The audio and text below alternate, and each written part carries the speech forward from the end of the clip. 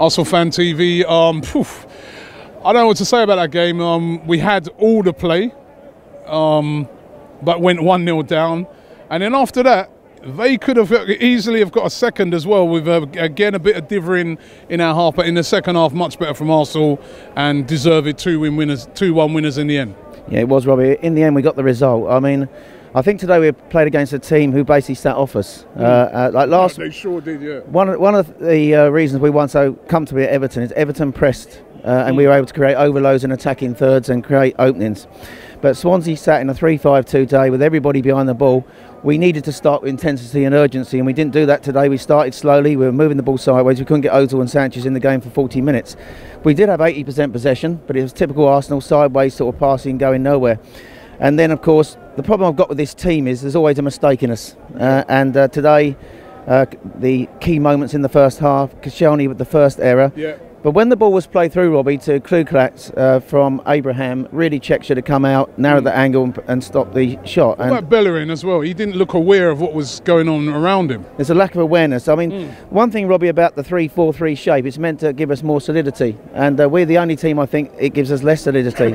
And that shows, again, that we're not coached off the pitch. Then obviously we were getting up a head of steam just before half time, and then obviously another mistake by Mertesacker nearly gifted them a second goal. But Wenger sent them out early in the second half, and they started with more urgency. Sanchez got in the game more. Ozil got involved in the game. I want to say something about Ozil and Sanchez, right? But I've been thinking about it. I haven't seen you for 4 weeks, and one of the things that's clear to me is that I've been thinking to myself, you know, I said to you a few weeks ago, we need to move on from Alexis and Ozil. We need to find a new identity. But their identity defines the club. Like last week when we were playing well, it's because they were playing well. Today when we started poorly, it's because they were playing poorly. So I'm asking myself, why is it? Why are we in this position where these two players are in our best two superstars since Omre and Bergkamp are in the last year of their contracts? It is a ridiculous situation. And then I saw you do your... Read the Telegraph, you'll probably find out, according to their board. And I was going to say to you that they... What it tells me is that clearly they don't trust their careers with Arsenal. They don't trust their careers with Wenger.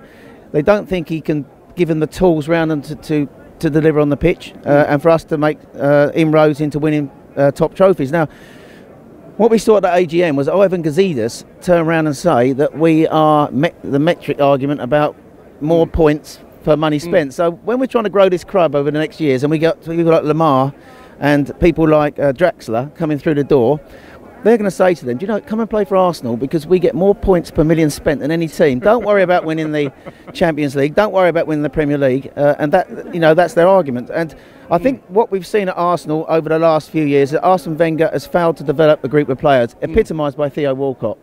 Now, Pochettino at Tottenham, and you know, he develops players. He hasn't won a trophy yet, I'll give you that. But Spurs are pushing in the right direction. Eriksen and Ali are better players. But Walcott, I think, is symbolic of Wenger failing to develop players at Arsenal. And I think one of the reasons why Alexis and Ozil see that, why they don't want to commit their futures to the club. Going back to the defensive shape again, I think one of the reasons is we haven't got a proper DM, Robbie. Now, Granit Xhaka is a great passer. In the second half, he was spraying the ball around beautifully against a team who sat off. When he's pressed, and what I think Arsenal need to look at, and I mentioned it to you a few weeks ago after the West Brom game, teams are setting traps for Xhaka. Now, if you look at the pitch map, Ramsey is there, Xhaka is there. We play it into Xhaka from the back, and clearly they press him. They press him into errors. He gives the ball away, and it's costing us. I think they need to look at a better exit strategy out the back. I said about going down the sides or going long. One other thing I want to say to you is, I'm going to ask you a question now. Now, obviously, DT said to you about a month ago now for charity, you're going to do your sniff song, didn't he? What's the position with that? The position is nothing. Nothing's happening with that. Right. There's two things on the planet I'm famous for, right? One is I know you, and secondly, my own sniff story, and it is the Sun Fantasy Football. I know you do fantasy football. You've done it in the past. I do it every year. But in 98-99, I led the Sun competition for 6 months, right? Wow.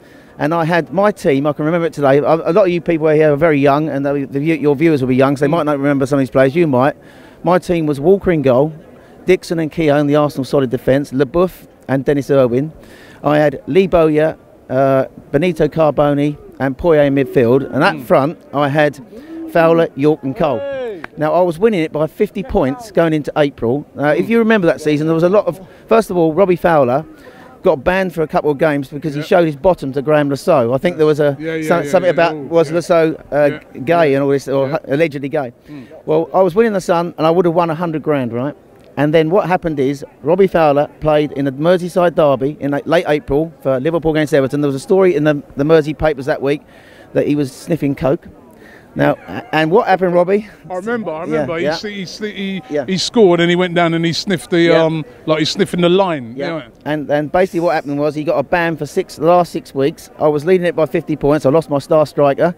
Even worse, the two behind me had Jamie Redknapp. Now Jamie Redknapp spent most of his career injured. Now not only did he play the end of that season, Robbie, he started taking the penalties. And in the end, I hung on. I got 20 grand out of it. Finished third in the Sun. Robbie Fowler lost you 100 grand. Yeah, so that's the headline on my. I write my headline. Robbie Fowler cost me 80 grand. But just going back to the game today, Robbie, I think it's important we got the win. I am a bit worried going to Man City about our defensive setup because I think that there's mistakes in us. And what worries me is that 3-4-3 formation. I just want to say one thing before I go about Jack Wilshere. There's been a lot of cry about Jack Wilshere getting back into the team, and I love Jack Wilshere. Now, we're crying out for a hero at Arsenal, one of our own, and Jack is one of our own. But I think people need to realise he's had 2 or 3 years out recovering from injuries. He can't play, I think, in that central midfield role. He can play in the League Cup and also in Europe when it's less intense. But in the Premier League is more intense, right? I think he's better when he plays more or less in the Ozil role, coming off the bench for 30-minute cameos where he can play in tight spaces and you know, sort of like play 1-2s around the box. But I just want to make that point. But great result today, Rob. Nice to see you again. Brilliant.